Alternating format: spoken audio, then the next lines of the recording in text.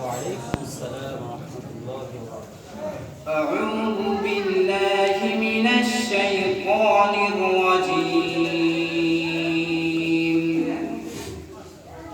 بسم الله الرحمن الرحيم.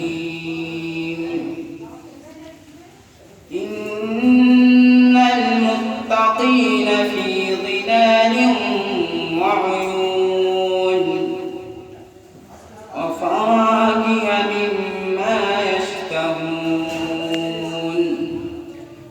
كلوا واشربوا هنيئا بما كنتم تعملون إنا كذلك نجزي المحسنين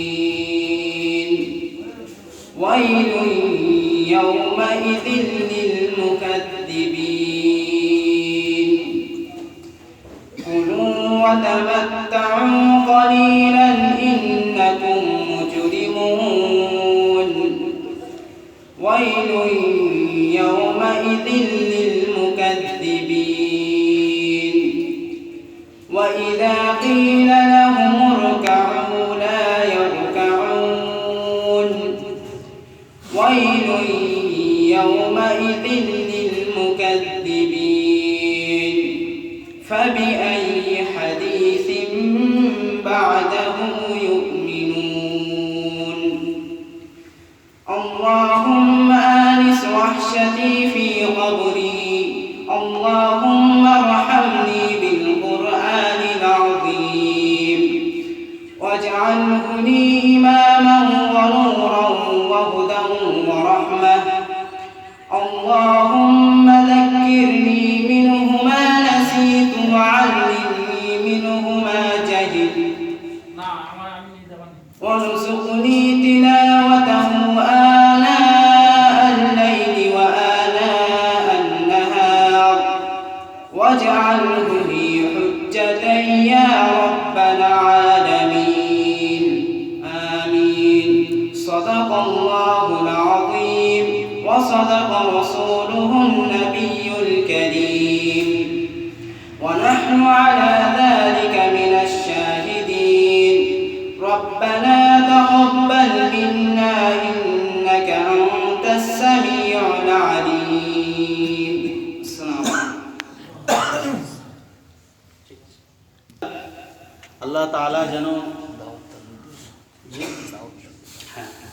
আল্লাহ তাআলা যেন আগামী দিনে ওর হৃদয়ে এই কোরআনের যে নূর ও কিয়ামত পর্যন্ত সুরক্ষিত রাখতে পারে, হিফজ ধরে রাখতে পারে, আরো সুন্দর ইয়াদ করতে পারে, সেই তৌফিক আল্লাহ যেন দেন। আমরা সকলে দোয়া করি, সকলে আল্লাহুম্মা আমিন।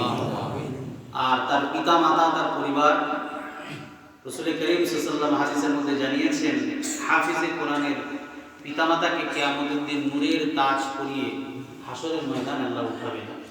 শুধু কি তাই, যারা কোরআনের হাফিজ হওয়ার জন্য অভিভাবক হয়ে শিক্ষক রূপে, কমিটি রূপে, দাতা হিসাবে সহযোগিতার হাত বাড়িয়ে দেবেন, সকলেই রাসূল করিম সাল্লাল্লাহু আলাইহি ওয়াসাল্লাম বলেছেন, আল কোরআন মুশাফিউন লিন-নাস ইয়াউমাল কিয়ামা।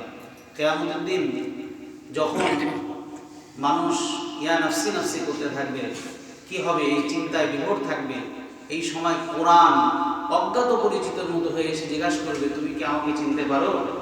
তো মানুষ বলবে, না আমি তোমাকে চিনি না ভয়ে।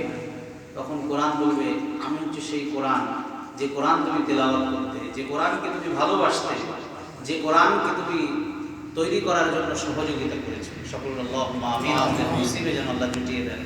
আমরা শুনেছি যে একজন বুজুর্গ ব্যক্তি, তিনি কোরআন তেলাওয়াত করতে পারতেন না।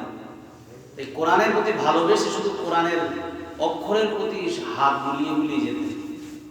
আল্লাহ পাক শুধু তার হাত বুলানোতেই প্রতিটি অক্ষরের জন্য আল্লাহ তার নামায় আমলে 10টি করে সওয়াব দিয়েছেন এবং জান্নাতের অধিকারী করবেন।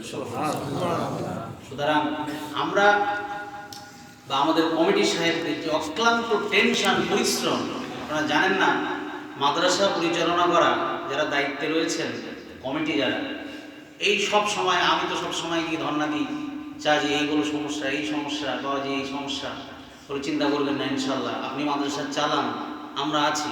টাকা পয়সা যখন যা লাগবে প্রয়োজনে আমরা নিজেরা দিয়ে মাদ্রাসা সবসময় চালিয়ে রাখবো। এবং এইভাবে বহুবার মাদ্রাসা যখনই আর্থিক ব্যালেন্স রক্ষা করতে পারেনি, আমাদের কমিটি সাহেবের আগে এসেছেন, আলহামদুলিল্লাহ। আপনারা দোয়া করবেন, বিশেষ করে আমাদের গ্রামবাসী দাতাগণ যারা রয়েছেন, মাদ্রাসার কমিটি, জলসা কমিটি, সকলের সুনজর রয়েছে।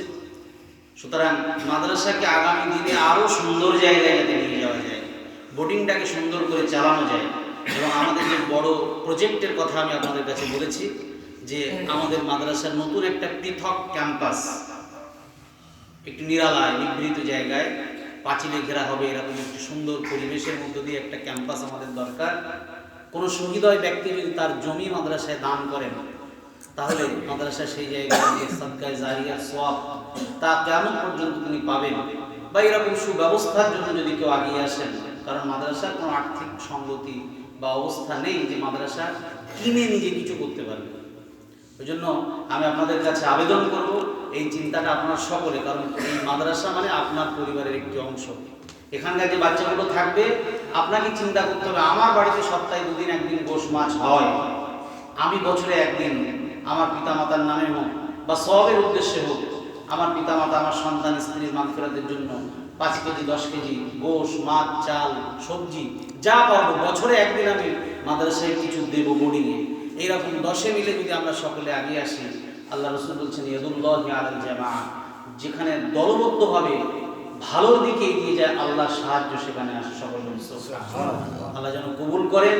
এবং এই হাফিজে কোরআন হওয়ার যে ফজিলত, এই জন্য আমরা সকলে যারা মাদ্রাসার জন্য কাজ করছি, এটা যেন আমরা সকলে পাই, এই আশা এই প্রত্যাশা আমাদের সকলের আল্লাহর কাছে থাকবে। আল্লাহ যেন আমাদেরকে কবুল করুন। সকলে দুরূদ শরীফ পড়ে আল্লাহ